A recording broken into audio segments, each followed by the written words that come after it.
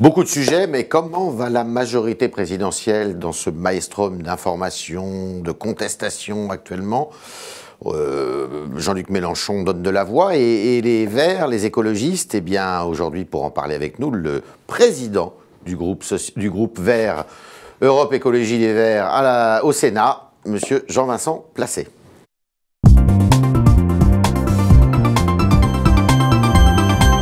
Jean-Vincent Placé, condamnez-vous le revirement du gouvernement sur l'amnistie syndicale?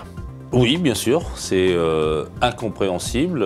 Nous avons travaillé des semaines au Sénat, en lien avec le gouvernement, avec Christiane Taubira, qui a dit tout le bien qu'elle pensait de cette loi. Nous avons travaillé avec le président Bell, avec François Rebsamen, avec l'ensemble des présidents de groupe de la majorité, avec Éliane Assassi.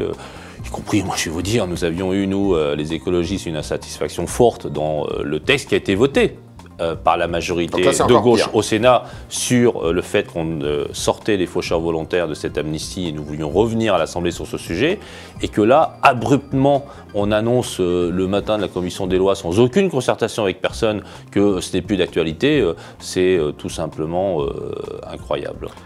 Condamnez-vous le syndicat de la magistrature qui s'est constitué un petit mur des cons dans l'enceinte de ses locaux? C'est condamné, ce serait peut-être un mot excessif, une appréciation tout simplement, c'est tout simplement stupide. Stupide. Voilà. Hollande doit-il impérativement rappeler à l'ordre les dirigeants chinois sur le problème des droits de l'homme? Il n'y a pas de rappel à l'ordre, on n'est pas dans ce type de relation avec un grand pays comme la Chine, mais d'évidence, bien sûr, des libertés, des droits de l'homme, de la démocratie, de la situation des dissidents. Et impératif. J'attends du chef de l'État qu'il y ait un message fort sur les valeurs qui sont les nôtres, celles de la République et des libertés, dont nous sommes encore crédités dans le monde entier. Alors une question que nous vous posons à vous autres internautes, mais que nous allons poser aussi à Jean-Vincent Placé, est-ce que François Hollande doit changer de Premier ministre d'ici à l'été? Non, je crois que c'est...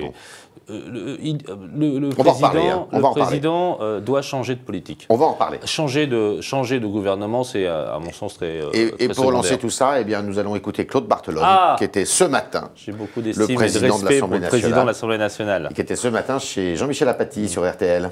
La première année, nous avons mis en place les fondations de ce quinquennat. Eh bien, c'est là où, après avoir mis en place les fondations du changement, il faut maintenant construire le changement. Alors, et il donne une interview dans Le Monde cet après-midi où il dit qu'il faut un deuxième temps de ce quinquennat. Vous êtes d'accord avec lui? Je voudrais même dire quasiment me dire un premier temps, parce que la séquence, pour ma part, de la non-négociation du traité européen, du rapport gallois, d'une politique sociale libérale européenne. Une mauvaise année alors. Qui ne va pas jusqu'au bout de la démarche d'ailleurs, c'est-à-dire qui est entre deux. Oui, bien sûr, c'est une année ratée. Oui, c'est évident. À l'heure à laquelle je parle, nous sommes en situation d'échec. Et donc, évidemment, il faut changer de cap. Il faut une relance économique et sociale. Il faut investir davantage. Il faut d'ailleurs, et j'ai lu l'excellente intervention sur la politique économique et sociale, parce que sur la question de la transparence, je ne suis pas d'accord avec le président Barthelone, mais sur le changement de cap, sur la nouvelle stratégie, sur la relance économique et sociale, et écologique, il n'en parle pas dans son interview et je le regrette. Cette orientation-là, elle est nécessaire, particulièrement en Europe, particulièrement sur la relance par l'investissement sur les infrastructures qui sont tout à la fois à but économique et social et à but écologique. Je pense au transport collectif, à la fibre optique, aux énergies renouvelables. Voilà des sujets sur lesquels... C'est une relance par la demande? Non, la relance par la demande, on a vu ce que ça donne dans une économie. Mais on peut faire ça avec Jean-Marc Ayrault à la tête du gouvernement. On a vu ce que ça donne dans une économie mondialisée et je crois que ce n'est plus d'actualité. Il faut que tout le monde prenne sa part d'effort. On peut faire ça avec Jean-Marc Ayrault à la tête du gouvernement? Bien sûr. La Ve République, moi, ça n'a jamais été mon système et je vais vous dire, on serait dans une république parlementaire. Jamais le chef de l'État en novembre aurait pu prendre ce cap-là post-rapport gallois.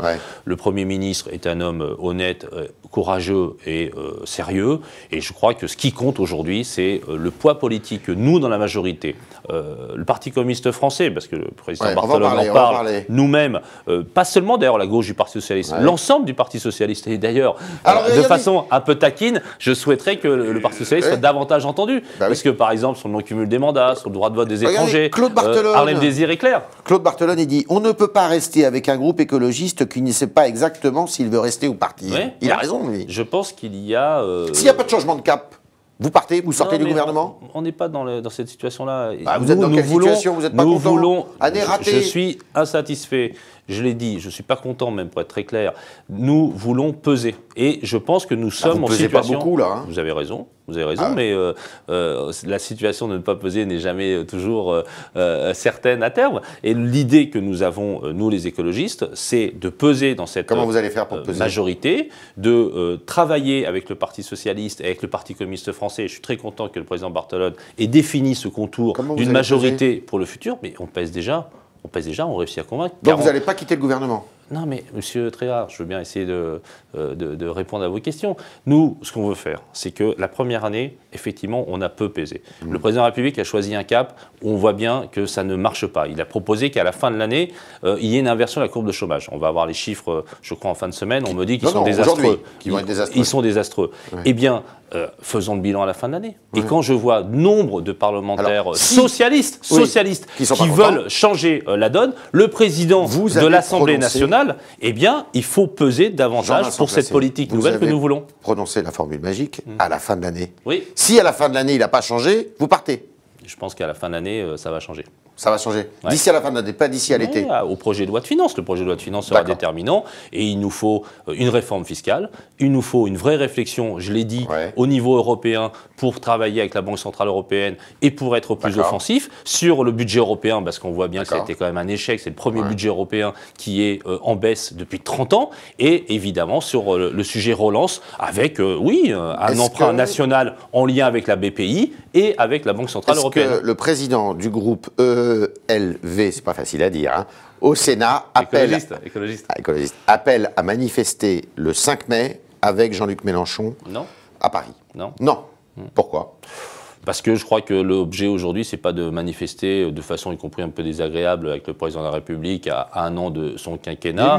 Il y a eu une réunion au colonel Fabien, place du colonel Fabien, il y a 2 jours. Avec Pierre Laurent. Et ça ne vous plaît pas le ton? En fait, c'est le ton de Mélenchon qui vous plaît pas. C'est pas seulement le ton, c'est que, hélas, il met une impasse politique dans sa démarche, une espèce de démarche où il essaie d'être barycentre entre Chavez, BP Grillo ou Robespierre, même avec la purification éthique et les termes qui ont été utilisés au congrès du parti de gauche, salopard, pas français, en finance internationale, enfin toutes ces connotations, comme ce sont des gens très cultivés dans ce parti, et Jean-Luc particulièrement, c'est délibéré. On sait que vous avez une fibre plutôt napoléonienne. Et malheureusement, ça interdit, c'est ça que je déplore le plus sérieusement, c'est que ça interdit quelque part l'unification d'un pôle de la gauche écologiste et sociale, ce fait de se décaler. Et nous, on ne verra pas donc d'élus verts manifester le 5.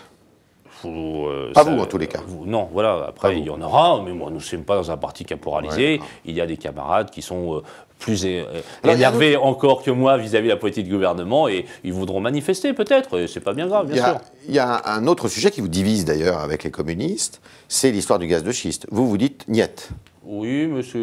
Non, ils évoluent beaucoup. Moi, je trouve que Pierre Laurent, par exemple, a une conscience écologique de plus en plus élevée. Il fait bouger les choses dans son parti. Il y a un deuxième sujet qui est très important et qui peut peser, justement, vous parliez de peser dans le gouvernement. Est-ce que vous avez la certitude, la garantie que François Hollande fermera la centrale nucléaire de Fessenheim d'ici à la fin de son quinquennat, comme il l'a promis? Dans ce gouvernement, il y a peu de certitude. Mais ça, oui, j'en suis sûr. Vous en êtes sûr? Vous avez des garanties là-dessus? Oui. Les procédures sont en route. Delphine Batho suit ça de très près.